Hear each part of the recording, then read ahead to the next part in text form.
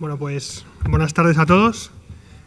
Muchas gracias por venir a este meetup de programación reactiva. Vamos a ir comenzando.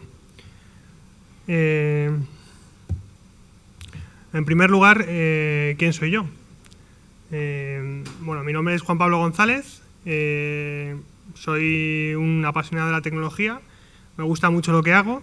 Y bueno, trato de estar al día en las diferentes tecnologías que van saliendo, que la verdad es que van saliendo a una velocidad trepidante, y bueno, pues hago lo que puedo para mantener el día a día y luego pues saber cuáles son las tendencias hacia dónde vamos.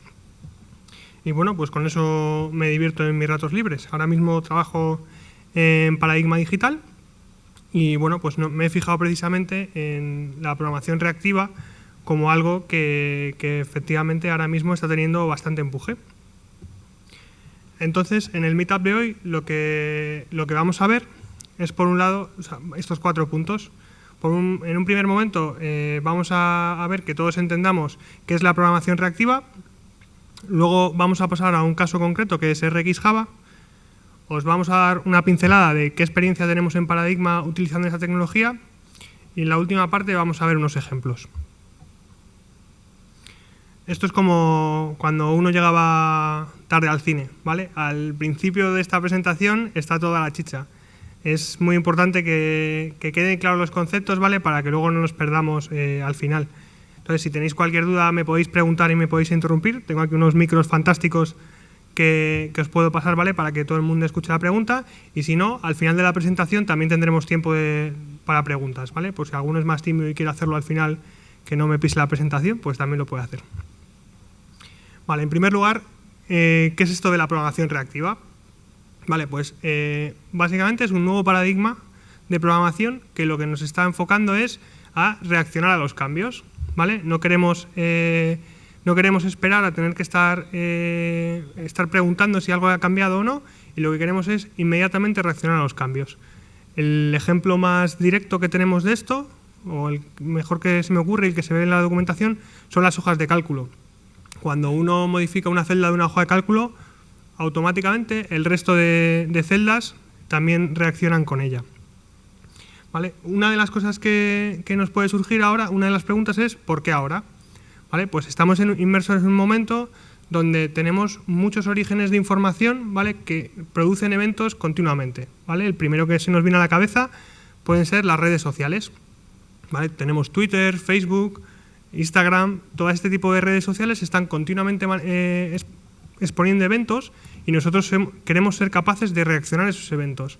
¿Vale? Estamos viendo continuamente las empresas que quieren poder obtener esos eventos y en base a eso pues lanzar campañas, promociones y todo este tipo de acciones. ¿Qué es lo que tiene de nuevo?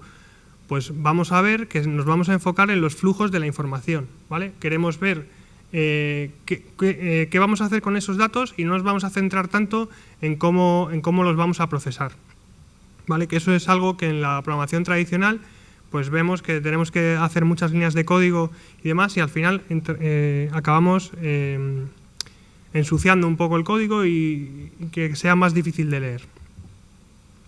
¿Es la próxima moda pasajera? Pues no lo sé, ¿vale? Realmente, bueno, no sé vosotros, pero desde luego en mi caso noto que la velocidad a la que estamos avanzando es tremendamente rápida. Entonces, no sé cuánto va a durar, pero desde luego es un paradigma que en el momento que estamos y en el futuro inmediato nos va a ayudar bastante a programar nuestras aplicaciones a que sean ágiles. ¿Ahora se programa todo así? La respuesta es no, ¿vale? Lo mismo que antes no se programa todo, había que hacerlo con Pascal, ni todo con C, ni todo con lo siguiente que salga, ¿vale? No sé si os pasará como a mí, cuando aprendo nuevos patrones y tal, siempre intento introducir esos patrones en el código que hago, ¿no? Bueno, pues está muy bien que aprendamos la tecnología, pero no todo se tiene por qué programar así. ¿En qué consiste hasta aquí lo que es la programación reactiva, ¿vale? Y vamos a empezar con qué es RxJava. Vale, pues como comento aquí, RxJava fue un proyecto que empezó con Microsoft, empezó para .NET, ¿vale? La gente de Microsoft, había un arquitecto que pensó bueno, que sería muy bueno tener una serie de objetos que fueran capaces de reaccionar a esos cambios. Y lo llamaron las extensiones reactivas de .NET. Este proyecto lo cogió Netflix y le estuvo dando bastante uso, vio que era realmente muy útil y lo portó a la Java Virtual Machine allá por el año 2009, ¿vale? Y ellos son, sobre todo, los que han patrocinado todo esto del RX Java para ir migrando poco a poco toda esa librería. ¿Y en qué se basa? Pues lo tenéis en la transparencia, ¿no? Se basa en la composición asíncrona. Bueno, lo voy a leer directamente. Se basa en la composición asíncrona y programada basados en eventos y programas basados en eventos mediante el uso de secuencias observables. Vale, esta definición es súper rimbombante, ¿vale? Y por eso la he copiado tal cual de la documentación. Pero vamos a ver que es que no es tan complicado como parece. Simplemente vamos a coger una serie de canales de eventos, ¿vale? Que vamos a ver que se llaman observables, y los vamos a ir componiendo y aplicando diversos operadores hasta obtener un resultado. ¿Vale? Aquí, ¿cuántos habéis programado con Java 8? Vale, entonces más o menos estamos todos acostumbrados a manejar streams. También la notación lambda, que en la presentación abuso un poco de ella y bueno, mejor que más o menos os suene, que bueno, no adelanto acontecimientos. ¿Qué ventajas nos aporta el uso de esta librería? Por un lado, la legibilidad. ¿Vale? Una cosa que siempre me ha molestado bastante de programar en Java es que tienes que hacer por un lado lo que quieres hacer y luego con unas sentencias de try-catch tienes que gobernar las excepciones por otro sitio y al final pues te queda todo con un montón de código indentado y demás. Vamos a ver que esto lo resuelve porque cada trozo de código va en su sitio. Luego simplifica la concurrencia, ¿vale? Cuando uno está programando de forma concurrente, si se equivoca en alguno de los puntos, vemos que el resultado es catastrófico. Entonces, nos va a ayudar bastante en este punto. Veréis que tiene operadores para manejar esto, algo así como lo que tiene Java 8 con los streams y la paralización, ¿vale? Que deja fuera la paralización para que luego se gobierne por otro sitio. Por otro lado, permite componer operadores y funciones. En este tema lo hace un poco al mismo estilo que utiliza Unix, ¿vale? Tiene operadores que realizan funciones muy concretas, ¿vale? Y lo que te permite es encadenarlos, de tal manera que llegas a obtener funcionalidades muy complejas a base de componer funcionalidades simples. Esto permite bastante reutilización y la legibilidad nuevamente se ve beneficiada de esto. Luego permite añadir comportamiento al procesamiento asíncrono. Esto es algo así como la programación orientada a aspectos, ¿vale? Podemos ejecutar sentencias o rutinas, funciones, cuando ocurre un evento, ¿vale? Y esto pasará en un hilo, normalmente en un hilo aparte, o para hacer un procesamiento aparte de lo que estamos haciendo nosotros. Y luego además esta librería permite que la podáis utilizar tanto de forma síncrona como asíncrona. Por defecto, la librería es síncrona, ¿vale? Pero vamos a ver que casi todos los ejemplos y cuando la gente utiliza esta librería lo hace de forma asíncrona. Es muy fácil cambiar de una manera a otra. RX Java estaba disponible desde el Java 1.6, ¿vale? Si estáis utilizando aplicaciones en vuestro trabajo que todavía no han podido migrar a Java 1.7 o Java 1.8, está disponible para Java 1.6 y se puede utilizar perfectamente. La única diferencia es que en vez de utilizar lambdas, pues tendréis que utilizar lo que había entonces, que eran las inner classes. ¿Qué ventaja principal viene a resolver? Pues la manera que teníamos de programar de forma síncrona en Java anteriormente eran los callbacks y los futures, ¿vale? Los callbacks, como principal problema, perdón, te puede llevar a lo que llaman en inglés el callback hell, ¿vale? El infierno de callbacks, que es cuando desde un callback necesitas invocar a otro, invocar a otro, invocar a otro, y te acaba un código espagueti, ¿vale? Que es muy difícil de leer. Y en los futures, aparte que la composición a partir del primer grado se complica bastante, rápidamente podemos volver a entrar en bloqueos, que es al final lo que estamos intentando que el procesador esté funcionando continuamente en cuanto hacemos un get, ¿vale? En un futuro, en cuanto hacemos un get, ya le estamos diciendo, oye, danos el valor, y ahí ya se nos pararía la ejecución. Vamos a comenzar entonces por explicar cuáles son los fundamentos de RxJava. Y aquí es donde os digo que empieza el meollo de la película, ¿vale?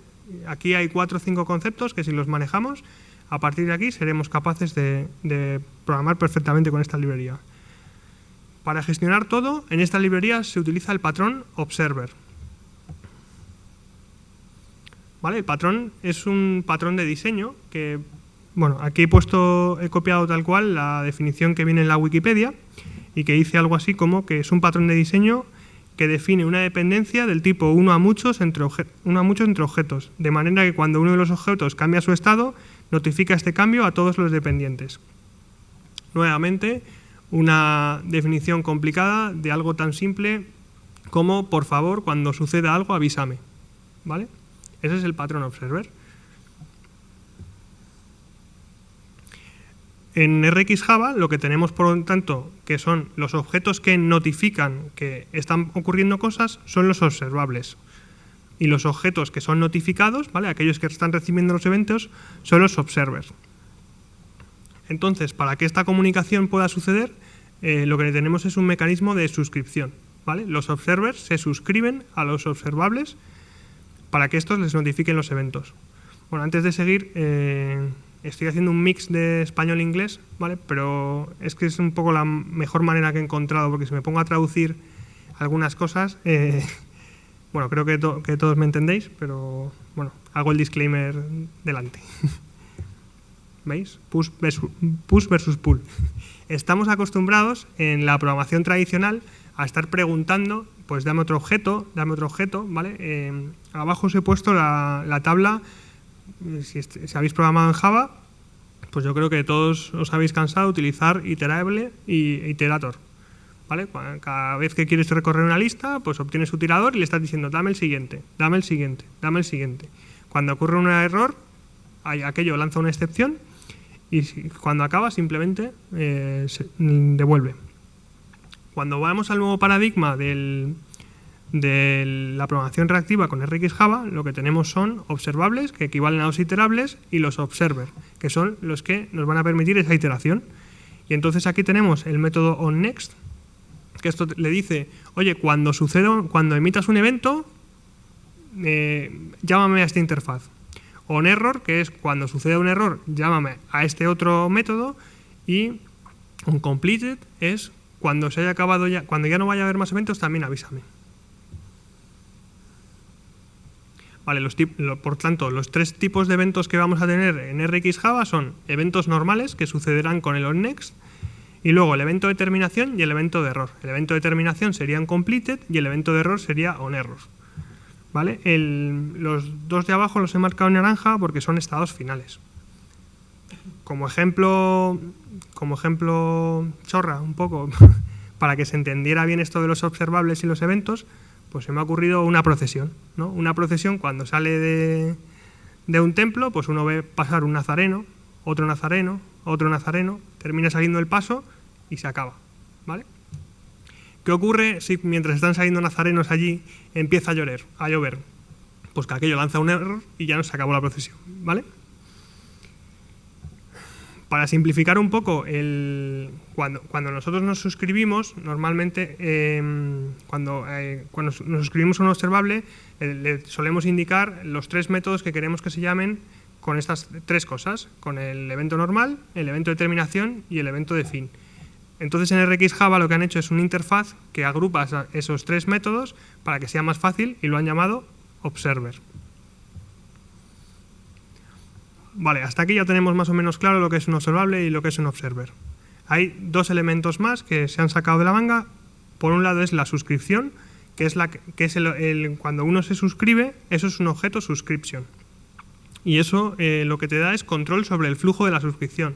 Tú puedes determinar en un momento si hay alguien suscrito o bien desuscribirlo a un observer de fuera. Es muy importante en este punto hacer notar que hasta que no haya gente suscrita no se produce ningún evento, ¿vale? Nosotros estamos acostumbrados a que aunque hay código, se ejecuta el código. Hasta que no se suscriben a los observables, allí no se ejecuta, no empieza a pasar cosas. Y por otro lado tenemos otra clase que es el subscriber, que implementa tanto la interfaz de observer como el de subscription, ¿vale? Entonces, digamos que es un objeto que puede gobernar tanto los eventos que suceden como el control del flujo de la información, ¿vale?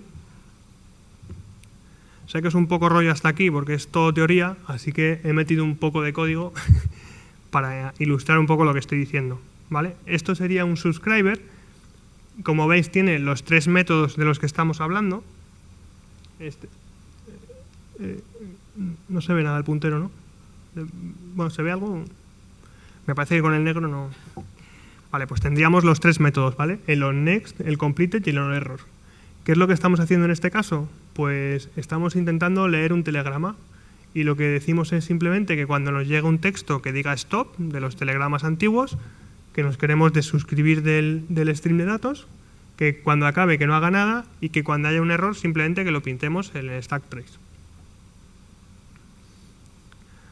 Vale, pues ya empezamos a meternos en harina. ¿Cómo empezamos a funcionar con esta librería? En primer lugar, tenemos que crear los observables, ¿vale? Y tienen una serie de funciones que nos permiten crear ya observables predefinidos.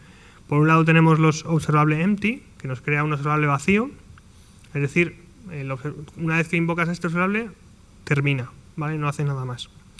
El de error, que lo que hace es generar un error, con valores concretos. Este se utiliza bastante, es el operador just, y le puedes indicar desde 1 a 9 valores, y esto es decirle, pues quiero que me crees uno con 1 y 2, o que me crees uno que ponga lunes, martes, miércoles, y esos valores concretos.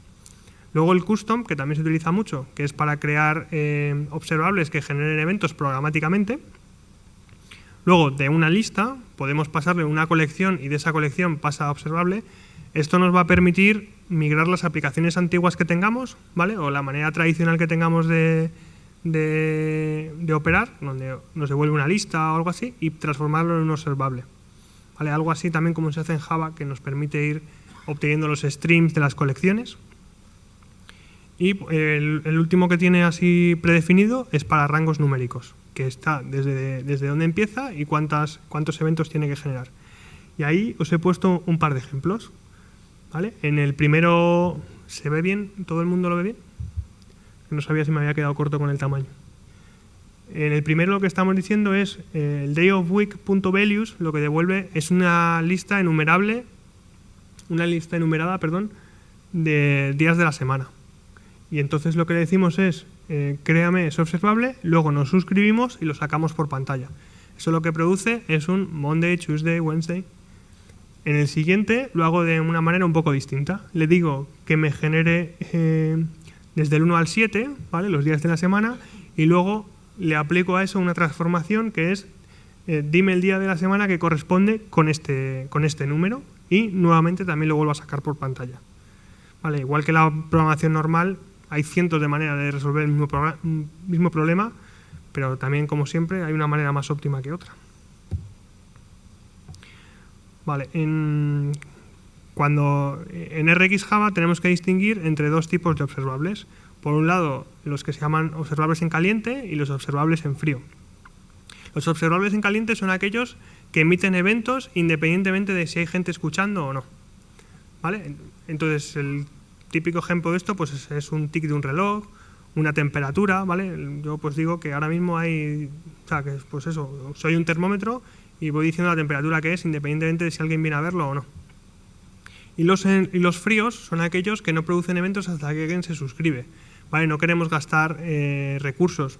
Imaginaos, por ejemplo, el típico donde se están recuperando registros de una base de datos. Pues no vamos a tener aquello funcionando todo el rato. Cuando alguien nos haga una petición, nosotros lanzamos, pedimos la información. Vale. Gran parte de la potencia de RX Java viene con sus operadores. Los operadores nos van a permitir realizar acciones sobre los eventos, y ahí es donde está la potencia, ¿vale? El tema de dominarlos, encadenarlos correctamente, realizar las composiciones, orquestar toda la información, es lo que va a hacer que hagáis programas realmente muy, muy potentes. En primer lugar tenemos los operadores de transformación. Van a coger un evento, le van a aplicar una transformación y lo van a sacar a la salida. Tenemos en primer lugar el operador map, ¿vale? Aquellos que habéis trabajado con lambdas o con streams de Java 8 ya también lo conocéis. ¿Se ven bien el dibujo? ¿Los números del dibujo?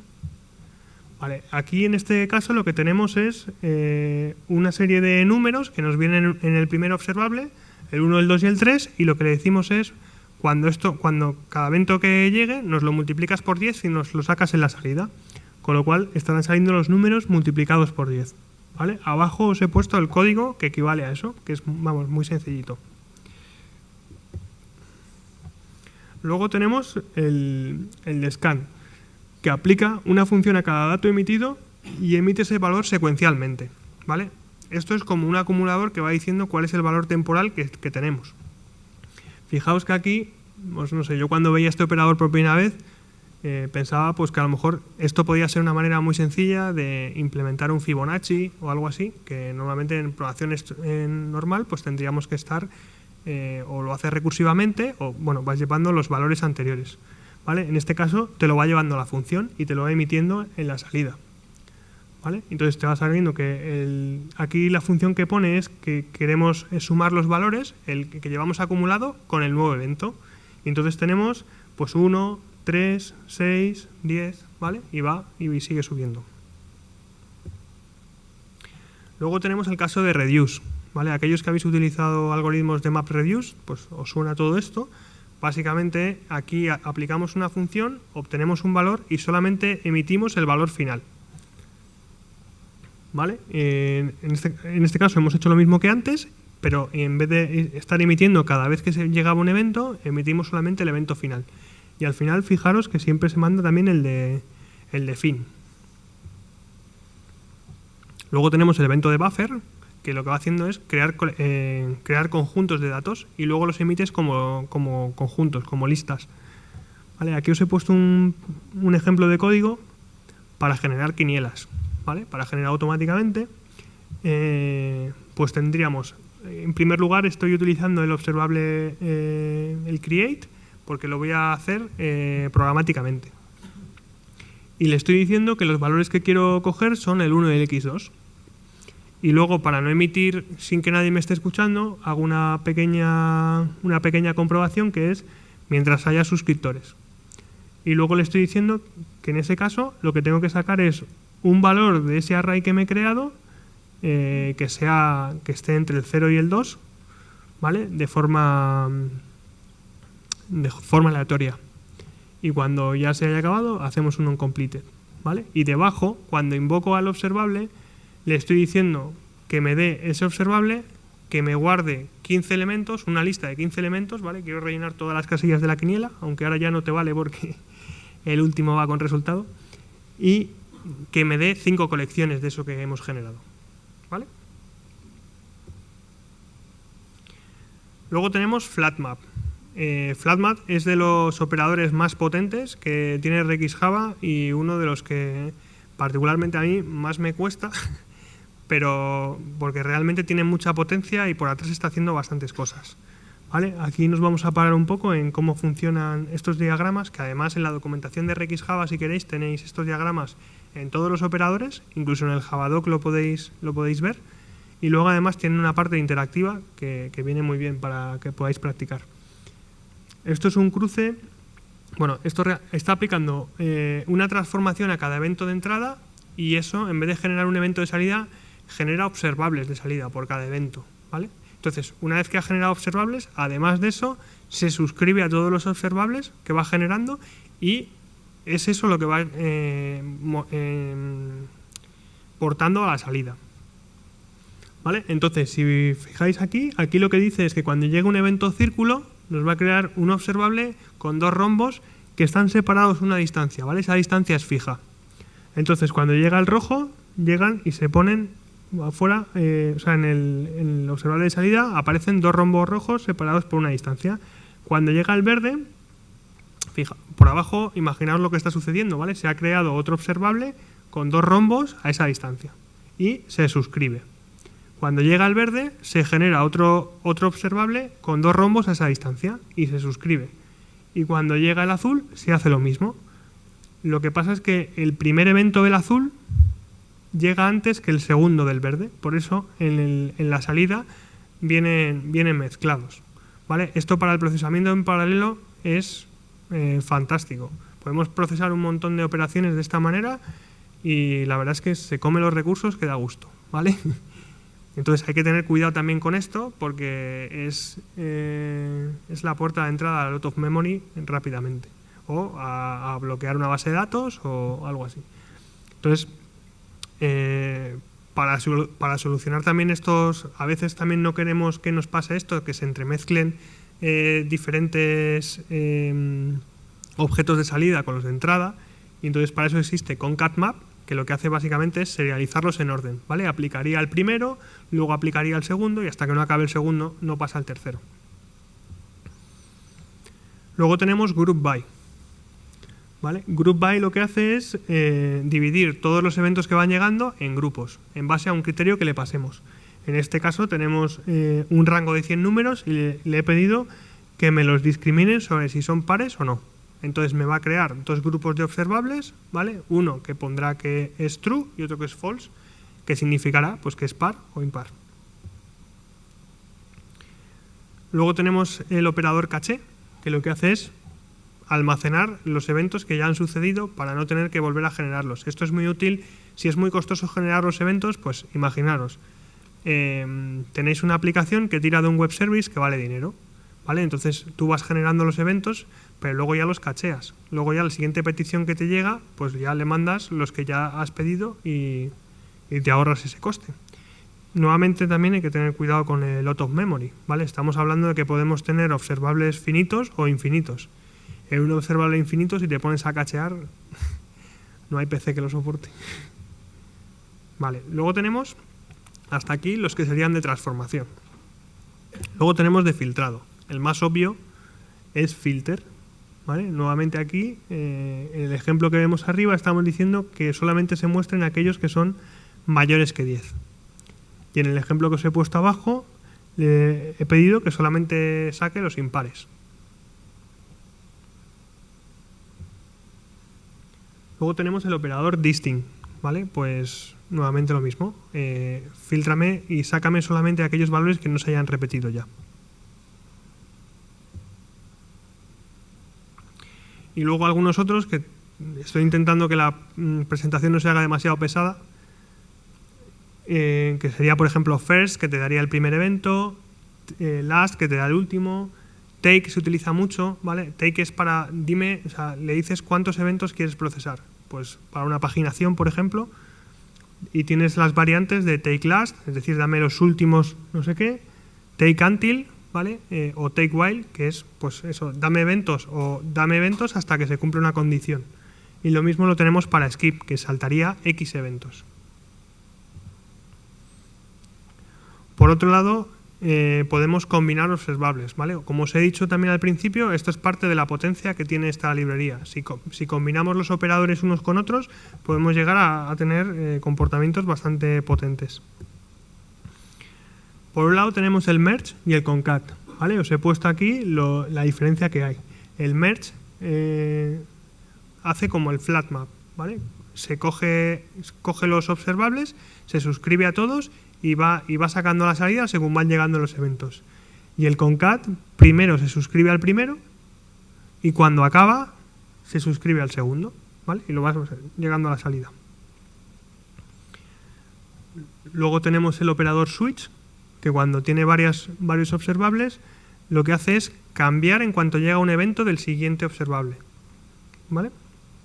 Fijaos que la pelotita amarilla no va a aparecer ya nunca más, porque cuando llega el primero de los triángulos, ya cambia al de triángulos y seguiría con triángulos. Luego tenemos el operador zip. El operador zip lo que hace es combinar los elementos de varios observables y producir un único resultado. Este operador es muy interesante y es importante que los observables estén lo más sincronizados posibles.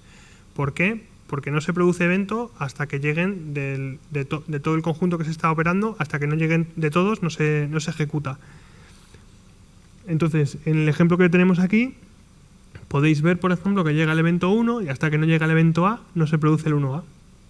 Llega el evento 2 y hasta que no llega el B no se produce el 2B. Luego llega el C y no hay evento hasta que no llega el 3, ¿vale? Este se utiliza bastante cuando en nuestros programas estamos bifurcando el flujo de alguna manera para volver a juntarlo, ¿vale? Pues este sería el join para poder hacerlo. Y cuando no queremos tener que esperar a que haya eventos en todos los canales, en todos los observables, tenemos estos otros operadores. Tenemos, por ejemplo, el combine latest. Bueno, los operadores que estoy nombrando son los más reseñables, ¿vale? La librería tiene un montón y no pretendo que sea algo exhaustivo porque, aparte de que sería un aburrimiento, tampoco intentaré que la charla sea más o menos concisa. Entonces, más o menos los que más he visto que se utilizan son los que estoy contando. Por un lado tenemos, por ejemplo, el combine latest, que lo que hace es, cuando llega un evento, o sea, espera que lleguen los dos primeros, el 1A, y cuando llega el del siguiente, lo que hace es combina el anterior que conoce de uno de los streams con el nuevo que llega. Entonces manda 2A, 2B, luego 2C, 2D. Y en el otro, en el AMP, lo que tiene es que se suscribe a todos los observables y cuando llega el primer evento se desuscribe del resto. ¿Vale? Aquí el pájaro madrugador se lleva la perdiz. Luego tenemos los temporales. Estos operadores alteran el tiempo en el que se generan los eventos. Por un lado tenemos el timer, ¿vale? Que lo que hace es crear que se emita un evento determinado después de un tiempo predefinido.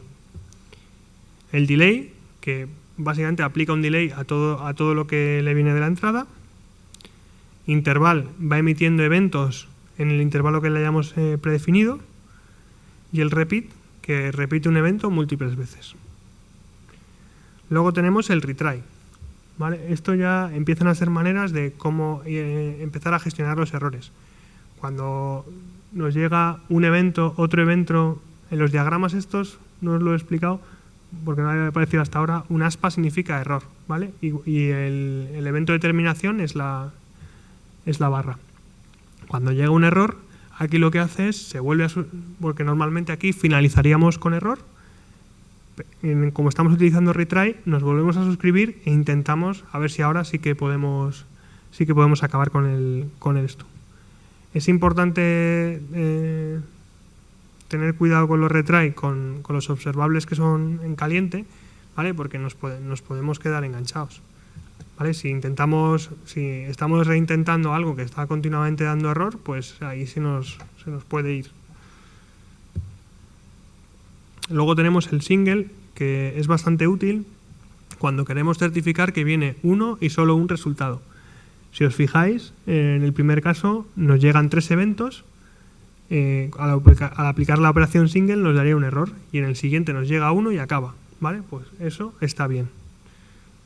En Java es bastante interesante controlar los nulos, ¿no? Los ceros, 1 y luego el resto de elementos. Pues esto ya nos lo da de caja. Luego tenemos el timeout, que también viene muy bien para gobernar qué es lo que ocurre cuando pues estamos esperando eventos y la conexión falla, ¿vale?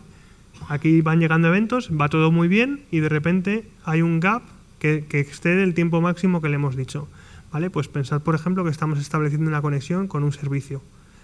Nosotros estamos esperando que llegue como ha excedido el tiempo, vamos a notificar al usuario que el servicio no está disponible y no le tengamos esperando. Fallamos con un error. Y luego la manera más limpia, que hay varias maneras de manejar el try catch en RX Java, pero una de las más limpias que he visto es utilizar el operador onError resume next, ¿vale? Porque creo que es bastante descriptivo. Tienes un observable y luego le concatenas ese observable el operador onError resume next y le pones otro observable, ¿vale? Pues un ejemplo creo que bastante bueno es, tú tienes varios algoritmos o tienes varias comunicaciones de distintos precios, pues primero pruebas con la más barata. Si te falla, pues tiras a la más cara, que luego además podrías cachear, ¿vale? Esto podrías ir encadenando los distintos tipos hasta o sea, de tal manera que no se produzcan los errores y vas fallando, pero el usuario no termina viendo el error. Vale, entre toda esta maraña de operadores, ¿cuál hay que utilizar? Pues un buen sitio para empezar es consultar la documentación de Reactive. Tienen un árbol de decisión que os va a ayudar bastante, os va a hacer una preguntita de quiero utilizar algo que me emita eventos cada cierto tiempo, pues utiliza timer, o utiliza interval, o utiliza no sé qué, ¿vale? Viene muy bien. Por otro lado está lo que os he hablado del comportamiento que puedes dotar de comportamiento en ciertos momentos cuando suceden los eventos. ¿Vale? Pues aquí tenemos algunos ejemplos. Haz algo cuando acabe, haz algo con cada evento, haz algo en los errores, haz algo cuando suceda un evento de siguiente evento. ¿Vale? Esto generalmente en el código que he visto se utiliza para generar trazas. ¿Vale? Luego al final veremos algún ejemplo bastante complicado. Si queremos saber lo que está pasando por en medio, pues una buena manera de hacerlo es do on next, ¿vale? Y en este momento, pues vuélcamelo a un fichero de trazas o algo así para ver un poco lo que está pasando. Para liberar a lo mejor algún recurso. Vale, en el tema de la concurrencia, aunque se puede hacer, normalmente la concurrencia no la estamos gobernando cuando generamos el observable. ¿Vale? La concurrencia aquí se deja que decida el cliente, el que consume, cómo quiere consumir esa información. Entonces, para eso tiene un par de métodos, por ejemplo, que son el subscribe on y el observer on. A esos métodos hay que pasarle un scheduler y le dices en qué hilo quieres que se ejecute. ¿Quieres que se ejecute?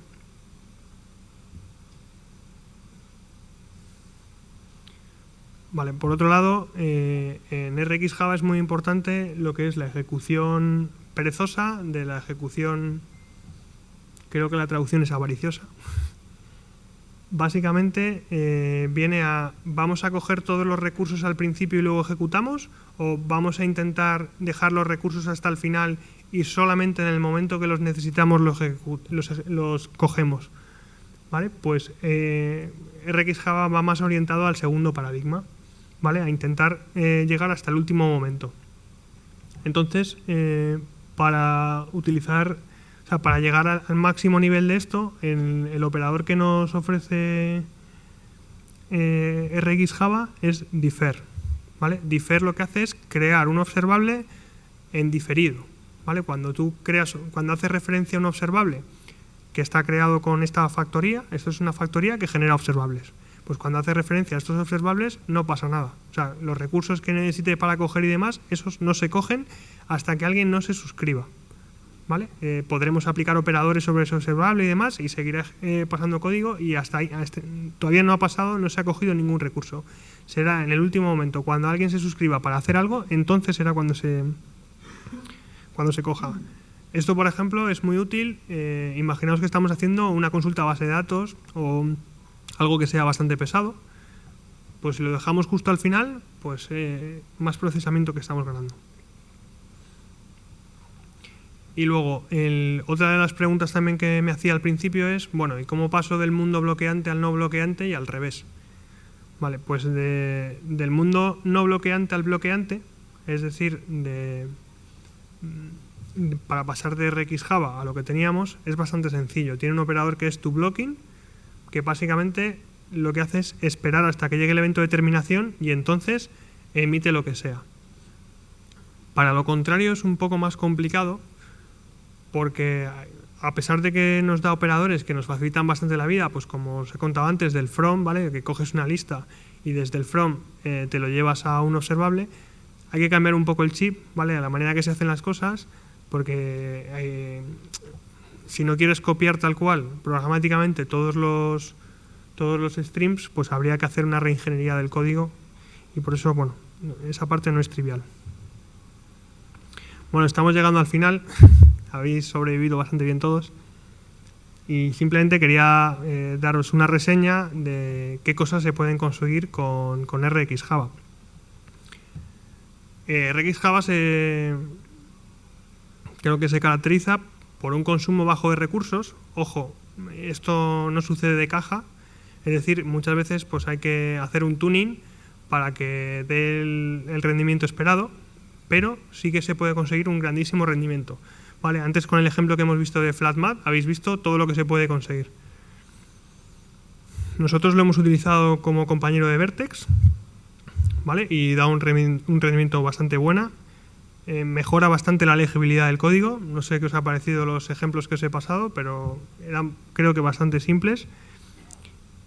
Y te deja separar por un lado qué vas a hacer del cómo, ¿vale? Y te maneja bastante bien lo que es la orquestación. Nosotros, por daros así algún dato más, pues en los proyectos que lo hemos utilizado, pues por ejemplo hemos tenido un proceso de ventas, ¿vale? Que implicaba muchos pasos y que tenía algunos procesos eran bastante lentos y bueno, pues porque hay muchos sistemas interviniendo y hay algunos, y entonces todo el proceso apenas era capaz de dar 5 transacciones por segundo, ¿vale? Había mucha diferencia entre los distintos sistemas, la capacidad que daban, y por tantos sistemas involucrados y por el tipo de arquitectura de sus sistemas hacía que escalar fuera bastante complicado, ¿vale? Pues nosotros lo rehicimos con Vertex y con RxJava y conseguimos multiplicar por 5, ¿vale? Que yo creo que está bastante bien, además con unos recursos que no tenían nada que ver con los que tenía el cliente, ¿vale? O sea, casi con una arquitectura de POC habíamos conseguido maximizar el rendimiento. Vale, bueno, no sé si me explico muy bien, no estáis muy cansados, ninguna pregunta hasta ahora. Vamos a pasar a un poco un poco más de código, ¿vale? Bueno, he hecho 4 o 5 ejemplos, ¿vale? Para que se vea un poco lo que es la potencia de la librería. En este primer caso he creado programáticamente esto no significa que sea la mejor manera de hacerlo, ¿vale? Esto es uno de los primeros códigos que tiré y lo que va generando son cotizaciones de un valor y lo va simulando. Entonces, coge y se inicializa con una última fecha y un último precio que está en 10 euros. Y mientras la gente esté suscrita, lo que vamos a hacer es añadir 10 minutos a la última fecha, saber si vamos a subir o bajar, y dependiendo de si vamos a subir o bajar, pues añadimos eso. Y creo que pues en un random, ¿vale? Entre 0,00, bueno, entre 0 y 0,009, ¿vale? Hacia arriba o hacia abajo. Y entonces cuando eso sucede, lo que hacemos es generamos un objeto del tipo cotización que tenga esos datos y luego además me invento la cantidad de acciones que ha habido en transacción, ¿vale? Creo que un ejemplo más o menos simple. Vale, pues esto lo podríamos directamente volcar a un navegador y podríamos estar dibujando un gráfico de cotización, ¿vale? Pero además, simplemente teniendo estos datos así en crudo, lo que he hecho es, mediante 2 maneras distintas, me quería generar cuál es el observable derivado que me diera un poco, si habéis visto las gráficas de cotización, abajo suele aparecer una gráfica de volumen, ¿vale? Que no es más que el volumen agrupado de cuánto se ha movido la acción en ese minuto, en ese año o lo que sea. Pues esto es bastante sencillo de hacer. Lo que hemos puesto al principio es dame del observable de cotizaciones, dame 1000 elementos y luego me los cacheas, ¿vale? Esto es para que cuando se suscriban luego también los de abajo utilicemos sobre los mismos valores y no tengamos que seguir generando nuevos. Y luego de estos 1000 elementos, en el primer caso lo que hacemos es los agrupamos por fecha, ¿vale? Con lo cual como se van generando cada 10 minutos, recuerdo que con 100 salían 2 días, con 1000 no sé si salen 10 días o así. Te genera tantos arrays como días haya, y en cada uno, perdón, arrays no, observables como días haya, y en cada observable te mete todas las cotizaciones de ese día. Luego hacemos un concat map porque queremos ir procesando los observables o sea, primero del primer día, luego del siguiente día, luego del siguiente día, y luego aplicamos tal y como funciona Group By. Lo que hace es una construcción donde la clave es la operación que tú le has dado, que sería la fecha, y luego en el valor viene todo el observable. Y entonces ahí lo que le decimos es, oye, recórreme todo el array y me aplicas el reduce. Si os acordáis, el reduce es de un conjunto de valores, nos da un valor resultado final. Y lo que hacemos es que obtenga el volumen de cada acción. Con lo cual, con esa operación ya tendríamos cuál es el volumen que se ha generado, y luego en el de arriba he utilizado zip width y en el de abajo map, ¿vale? Quizá en este caso lo de zip width era por meterlo de alguna manera y tenga más sentido hacer un mapeo, ¿vale? Tenemos cuánto es el volumen, pues ya eso, le aplicamos un mapeo, transformamos un dato, que es un número, ya en un gráfico de cotización que me crea un nuevo tipo de dato que se llama volume data, que es el volumen con una fecha, ¿vale? Para poder luego pintarlo en un gráfico también. Y arriba lo que he hecho es un zip width, que es, me he creado, lo que voy a hacer es juntarlo con otro observable. Me he creado uno que simplemente emite un dato cada vez, ¿vale? Un observable que no lo quiero para nada, simplemente lo quiero para hacer el join de todos los observables de arriba, y que me va dando esos dos datos, la fecha y el volumen. Por ejemplo, con el de arriba podríamos hacer que las cotizaciones fueran saliendo según una cadencia, ¿vale? Si nosotros ahí le ponemos un timer, pues como el zip está esperando a que se produzcan eventos de los dos observables, si le ponemos un timer se irían generando con la cadencia que le hemos puesto del segundo. Nos permitiría controlar esa parte.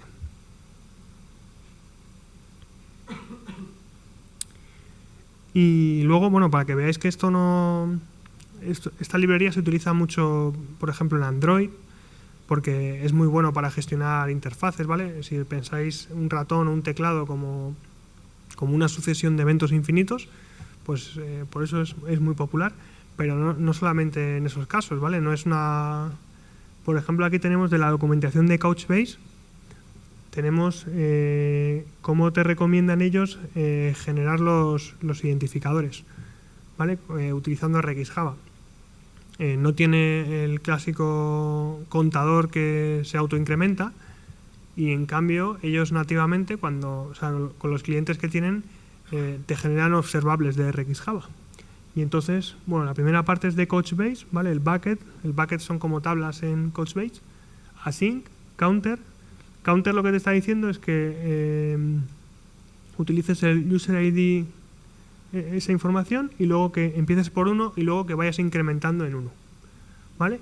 Y luego, esto sería la anotación que tendríamos que utilizar si estuviéramos con Java 1.6, ¿vale? Las inner classes, que es un poco de aquella manera, y luego en el recuadro os lo he puesto cómo sería el equivalente con lambdas, ¿vale? Entonces lo que tenemos es una función que provee una interfaz que hace un override, ¿vale? Y lo que hace es devolver simplemente, eso es, iría sacando user 2.2.1, user 2.2.2, user 2. ¿Vale? Y abajo he puesto la versión concentrada con lambdas, que como veis creo que se entiende bastante bien. Y bueno, luego lo que hace es aplicar un flat map a todo lo que está pasando para ir haciendo inserciones en la base de datos. Y el último ejemplo que he cogido es de un código nuestro, ¿vale? Para que veáis realmente la potencia que tiene esto una vez que empiezas a concatenar operadores. Pues tenemos un reader que le decimos que vaya leyendo por bloques, que luego a cada bloque le aplique un flat map y lo valide, que además esto utiliza el subscribe on, que lo haga en otro thread distinto, luego que cada vez que llegue un nuevo evento lo saque por informe, que los filtre aquellos que no queremos ignorar. O sea, perdón, aquellos que queremos ignorar me los filtras. Luego esta parte de aquí la observas en otro hilo distinto, ¿vale? Entonces aquí vas encadenando llamadas y bueno, el cielo es el límite. Y por mi parte nada más. No sé si tenéis alguna pregunta. Daros las gracias a todos por haber atendido también. Y bueno, estoy a vuestra disposición para cualquier pregunta que tengáis. Un detalle más. Os hemos dejado por ahí unos libritos y un pequeño regalo. Nada, que siempre andamos en busca de talento y que si estáis interesados y tal, pues también encantado de ayudaros con eso.